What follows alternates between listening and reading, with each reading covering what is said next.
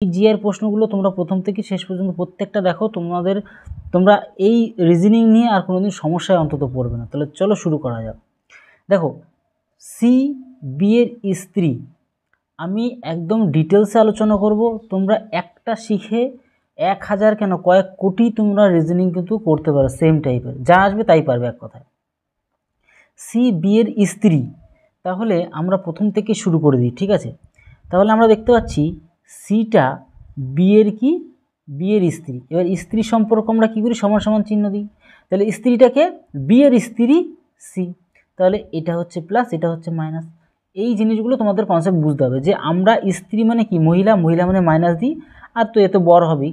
তো এখন তো মহিলা মহিলাও বিয়ে হয় জানো, পুরুষ পুরুষও বিয়ে হয়, কিন্তু ওসব কনসেপ্ট কিন্তু এখানে মাথায় আনতে যাবে না। ছেলে আর মেয়েকে ওটা 1%ও না, মানে 0.0001% ওসব ধরে ব্যতিক্রম ধরতে যাবে না, যেটা নর্মালি হয় সেটাই তোমরা লজিক্যাল দিয়ে করবে। দেখো তাহলে বি যেহেতু আমাদের কি স্বামী, তার জন্য ওকে প্লাস, যেহেতু পুরুষ প্লাস দিচ্ছি, আর এটা কি মাইনাস, আর স্বামী স্ত্রী সম্পর্ক সময় সমান সমান দেবে। তো এটা গেল। এবং ই সি এর পুত্র, তাহলে ইটা আবার কি, ইটা আবার সি এর পুত্র।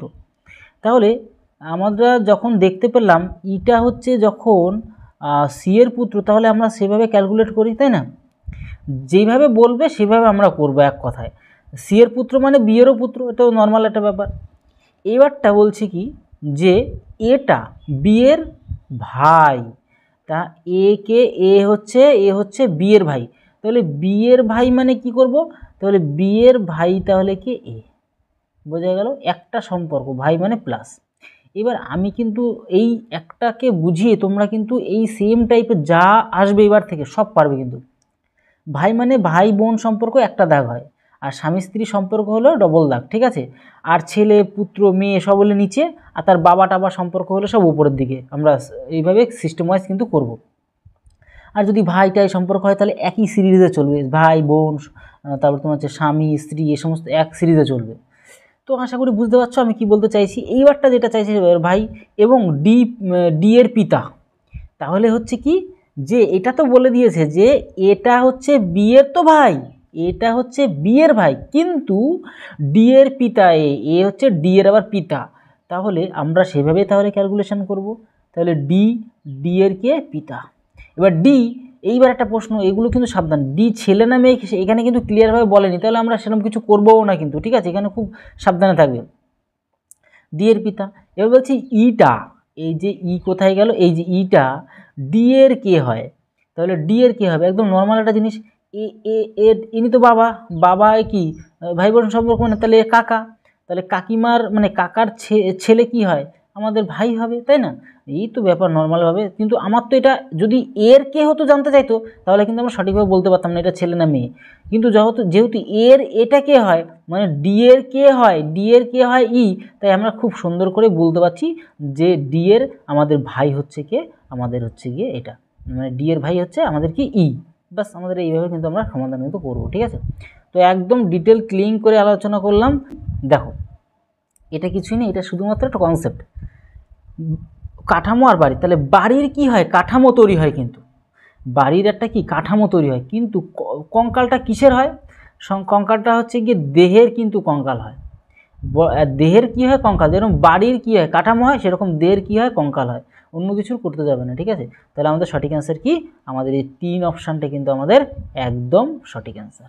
চলো দেখি, আমরা চলে আসলাম তার পরবর্তী প্রশ্নতে। আমরা দেখো এগুলো করতে গেলে সবার প্রথমে তোমাকে একটা কি রাখতে হবে, সবার প্রথমে এবিসিডিগুলো তোমাকে কিন্তু নলেজ রাখতে হবে, মানে নলেজ বলতে কি ওগুলো নিয়ে আসতে হবে এক কথায় বলতে গেলে।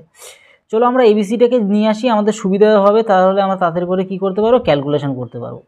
দেখো এবিসি জিনিসটা আমরা নিয়ে আসলাম এখান থেকে। এবার আমরা কিন্তু খুব সহজেই কিন্তু জিনিসগুলোকে বুঝতে আর শিখতে আমাদের কিন্তু সুবিধা হবে, ঠিক আছে? চলো দেখি, আমরা বুঝবো প্লাস শিখবো আমরা এইখান থেকে, আমাদের সুবিধা হয়ে গেল। চলো নেক্সট, এবারটা আমাদের যেটা বলছে সেটা আমরা করি। দেখো জেড ওয়াই এক্স, দেখো তো ভালো করে, জেড এর পরে ওয়াই, এই যে জেডের পরে ওয়াই, তারপরে এক্স মেলাচ্ছি আমি, তারপরে তাহলে এটার পরে এটা, এটার পরে এটা, এটার পরে তাহলে এটা ডাব্লু হওয়ার কথা। যেহেতু এটার পরে এটা, আমরা প্রথমগুলি কি মেলাচ্ছি, এরপরে কি ডাব্লু, তাহলে ডাব্লু হবে। তাহলে ডাব্লু আমরা সাইডে কি করছি লিখে রাখছি, পরেরটা পরে দেখবো যে কি হচ্ছে না হচ্ছে পরের গল্প। তবে সি এর পরে কি এফ, দ্বিতীয়টা, এবার দ্বিতীয়টা সি এর পরে এফ, এফ এর পরে আই, দেখি তো সি এর পরে এফ মানে সি এর পরে একটা দুটো তিন, দুটোর পরে হচ্ছে কি এফ, তবে দুটোর পরে তাহলে আই, দেখো তাও মিল আছে, তবে দুটোর পরে এল, আচ্ছা তাহলে কি হওয়ার কথা, এল হওয়ার কথা, তাহলে ডাব্লুর পরে এল, আচ্ছা ডাব্লুর পরে এল কিন্তু আমরা দুটো জায়গায় দেখতে পাচ্ছি, এইখানেও দেখতে পাচ্ছি আমরা এখানেও দেখতে পাচ্ছি, আরগুলো অপশান তাহলে তো বাদের খাতায় পড়েই গেল, কিন্তু এই দুটোর মধ্যে এখনও কে হবে, তাহলে আমরা কি করে চেক করবো, চলো তৃতীয়টা মিলাই। বি, বি এর পরে দেখতে পাচ্ছি ই, আচ্ছা বি বি বি বি এর পরে ই মানে দুটোর পরে ই, আচ্ছা দুটোর পরে কি এইচ, হ্যাঁ দেখো ই এর পরে দেখো এইচ, আচ্ছা এইচ এর দুটোর পরে কে, হ্যাঁ এইচ এর দুটোর পরে কে মানে কি, ও বাবা এখনও কিন্তু তিনটে পজিশনেও কিন্তু মিল আছে। এই সমস্ত রিজনিং কিন্তু তোমার একটু খাটনি বেশি করে, আর কিছু না, দেখবে দুই একটা আবার একটা মেলালে দুটো মেলালেও হয়ে যায়। চলো দেখি এই দুটো এখনও পর্যন্ত মিল আছে, এর পরে ডি, তাহলে এর পরে ডি মানে দুটো পরে ডি, আচ্ছা ডি এর পরে দুটো পরে জি, আচ্ছা ডি এর পরে জি দুটো পরে জি, জি এর দুটো পরে জে, আচ্ছা এই দেখো জে, এইটা শেষে শুধুমাত্র জে, তাহলে আমরা পেয়ে গেলাম আমাদের সঠিক অ্যান্সার, 4 অপশানটা আমাদের সঠিক অ্যান্সার। তাহলে আমাদের সঠিক অ্যান্সার কি, এই যে 4 অপশানটা আমাদের সঠিক অ্যান্সার। আশা করি বুঝতে পারলে, ফুল ক্লিয়ার হয়ে গেল আমাদের বিষয়টা, এটা কিন্তু হবে না আমাদের, ঠিক আছে। তো এইভাবে এগুলো তাড়াতাড়ি করে তোমরা মেলাবে, তাহলে তোমাদের অ্যান্সারটা দ্রুত বেরোবে। চলো আমরা 3 দাগের পরে আমরা চলে যাবো 4 দাগে। দেখো এইখানটা আমরা কিন্তু কি করব, সেম টু সেমভাবে কিন্তু কি করব, মেলাবো। তাহলে চলো আমরা এবিসিটাকে আবার একটু কুড়িয়ে নিয়ে আসি এইখান থেকে, আমাদের গ্যালারি থেকে। চলো আমরা গ্যালারি থেকে কুড়িয়ে নিয়ে আসলাম, আমরা কুড়িয়ে নিয়ে এসে আমাদের জায়গা আমরা কি করলাম, সেটিং করে দিলাম। চলো এবার আমরা কি করব, ক্যালকুলেশন করব, আর আমরা দেখব যে আমাদের ব্যাপারটা কি কি ঘটছে। দেখো এরপরে ডি, এরপরে ডি মানে দুটোর পরে ডি, আচ্ছা ভালো কথা, ডি এর পরে এইচ, একটা দুটোর পরে জি, আচ্ছা তার মানে এরপরে ডি, এরপরে ডি মানে একটা দুটো তিনটে, তাহলে 3 প্লাস, তাহলে +3। তা আমরা কি জানি, এদিকে গেলে এদিকে এইভাবে গেলে কি হয়, প্লাস আকারে লিখি, এইভাবে যদি রাউন্ড খায়, আর যদি এইভাবে উল্টো দিকে রাউন্ড খায় আমরা মাইনাস লিখি, তাই না, মানে এটা আমাদের বুঝতে সুবিধার জন্য। দেখো সব তো টেকনিকভাবে করতে পারলে তো আমাদের তাড়াতাড়ি ক্যালকুলেট আসবে না। তাহলে এরপরে ডি পর্যন্ত তাহলে একটা দুটো তিনটে গেল, ডি এর পরে এইচ, ডি এর পরে একটা দুটো তিনটে চারটে, আচ্ছা এবারে একটা একটা করে বাড়ছে, চারটে। এরপরে দেখো এইচ এর পরে এম, এইচ এর পরে এম মানে একটা দুটো তিনটে চারটে পাঁচটা, আচ্ছা এবার হচ্ছে 5টা, তাই তো, খুব ভালো কথা। এইবার চলো তো এম এর পরে কি আসবে, তাহলে 6টা আসার কথা, এম এর পরে একটা দুটো তিনটে চারটে পাঁচটা ছটা, এস, তার মানে এস আসছে, তাই না। এস মানে দেখো তো কে অপশানের মধ্যে, আচ্ছা এই দেখো অপশানে একটাই তো রয়েছে, তাহলে তখন আমার সমস্যাই নেই। যদি দুটোই আবার মানে টাফ করে দিত তাহলে সমস্যা হতো, যদি আরেক জায়গায় কোথাও না কোথাও এস থাকতো তাহলে কিন্তু আমাদের সমস্যা হয়ে যেত। তাহলে আমাদের শুধুমাত্র একটা জায়গায় এক্স আছে, তাহলে এটাই আমাদের কি হচ্ছে, সঠিক অ্যান্সার। এবার 30টা আসছে কী করে, চলো একটু মিলিয়ে নেওয়া যাক, আমাদের একটু সুবিধা হবে। এখান থেকে 5 বেশি, এখান থেকে কত বেশি দেখো তো, 6 বেশি, এখান থেকে কত বেশি বলো তো, 7 বেশি, এখান থেকে 8 বেশি, দেখো তাহলে 22-এর থেকে 8 বেশি হলে 30 হয়, নিচে মিলো, এটাও মিলছে। তো এইভাবে কিন্তু এই রিজনিংগুলো করবে, ঠিক আছে। চলো আমরা এরপরে আমরা 5-এর দাগেরটা চলে যাব। চলো এইখানেও কিন্তু আমাদের একটা জিনিস সেই এবিসিডিটা হেল্প করবে, তাহলে এবিসিডি যদি হেল্প করে, আমরা চলো একটু গ্যালারিতে যাই, গ্যালারি থেকে আমরা এবিসিটাকে কুড়িয়ে নিয়ে আসি। চলো চলো 1 সেকেন্ড, হ্যাঁ তো চলে আসলো আমাদের এবিসিডি আমাদের হেল্প করার জন্য, তাহলে আমাদের বুঝতে সুবিধা হয় তাড়াতাড়ি, তো আর তোমাদেরকে বোঝাতেও আমার সুবিধা হয়। চলো দেখি এবার আমরা দেখব যে ডি এর পরে কি আছে, ই, তাই না, ডি এর পরে কি আছে, ই, তাহলে চলো তো দেখি ডি এর পরে ই, আচ্ছা ভালো পরপরই আছে, ডি এর পরে ই আছে, খুব ভালো কথা, কোনো আমাদের সমস্যা নেই। তারপরে আমরা দেখতে পাচ্ছি এইচ এর পরে আই, এইচ এর পরে আই, তাও ভালো কথা, এখানেও আমাদের কোনো সমস্যা নেই।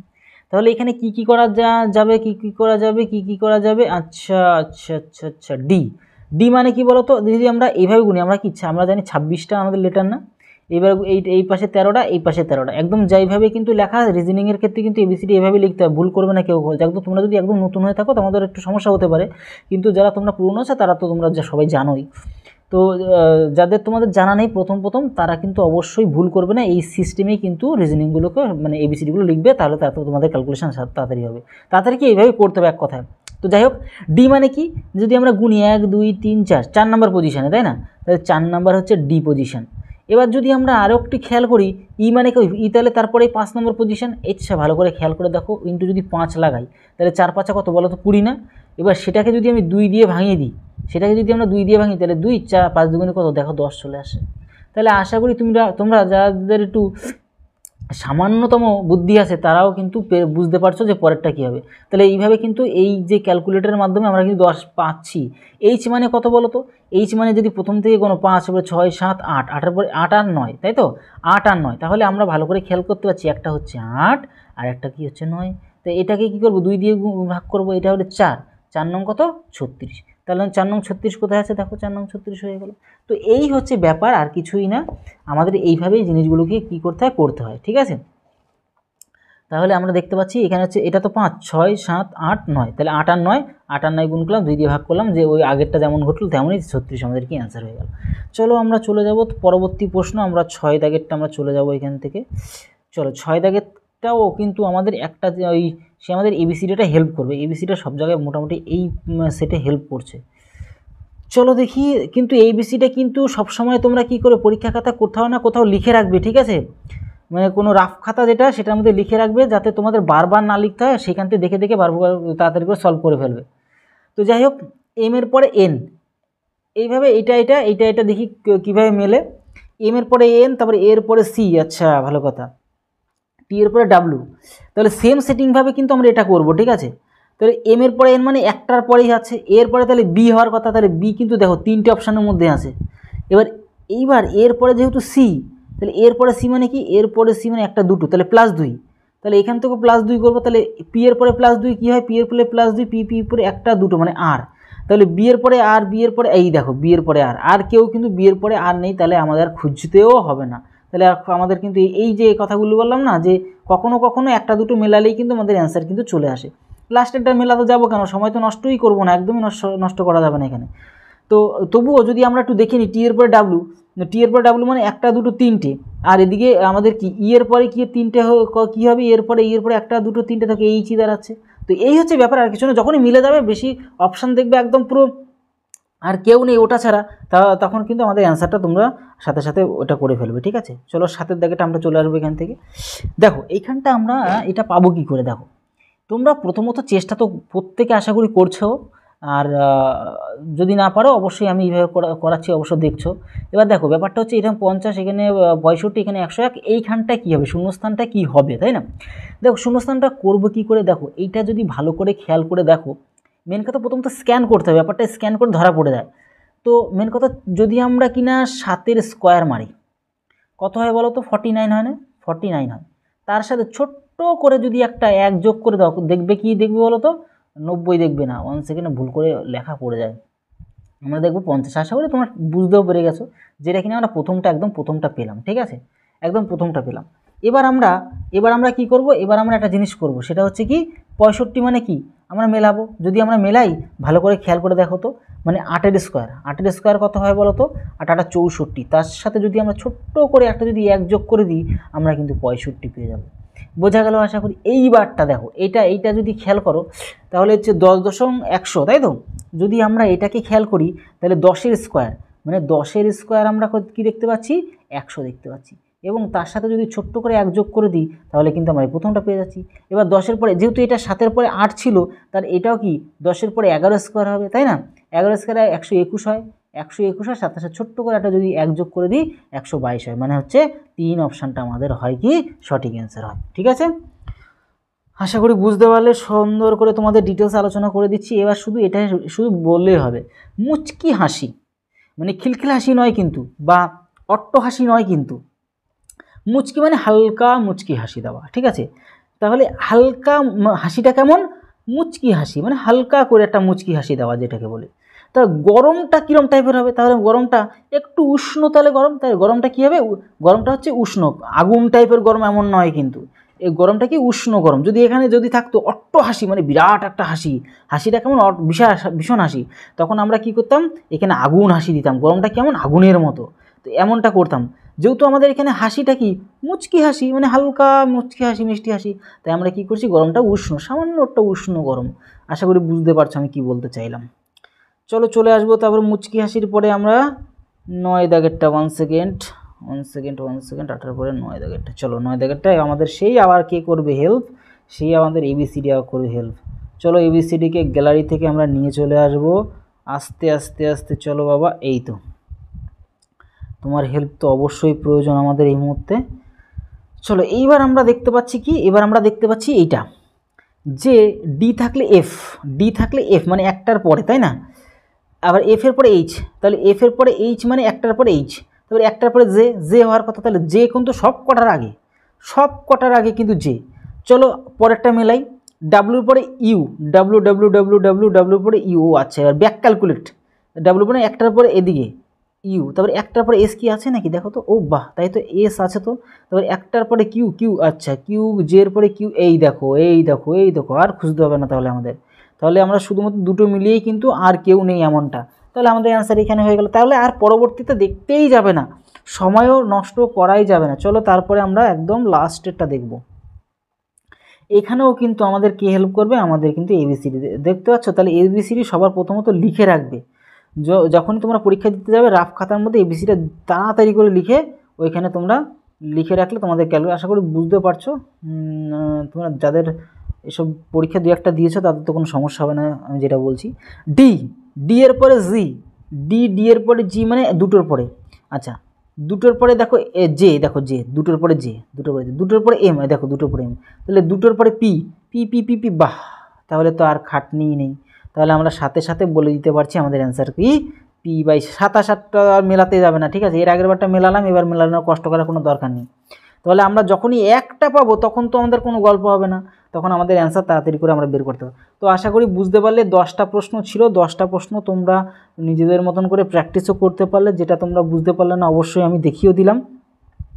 তো ভিডিওটি তোমাদের কেমন লাগছে সেটা অবশ্যই জানাতে ভুলবে না, এরকম সিরিজ চলতেই থাকবে অবশ্যই। তোমরা যদি স্পেশালি ম্যাথটাকে আর রিজনিংটাকে যদি ভালো করে প্র্যাকটিস করতে চাও তাহলে অবশ্যই আমার সাথে যোগাযোগ করতে পারো। আর যদি নতুন হয়ে থাকো আমাদের চ্যানেলকে সাবস্ক্রাইব করে বেল আইকনটিকে প্রেস করে রাখো এমন ধরনের হেল্পফুল ভিডিও পাওয়ার জন্য। এই প্রশ্নগুলি তোমাদের যে কোনো পরীক্ষাতেই কিন্তু কাজে লাগবে, এমন ধরনেরই প্রশ্নগুলো। তো যাই হোক, ভিডিওটা এই রইল, সবাই ভালো থেকো।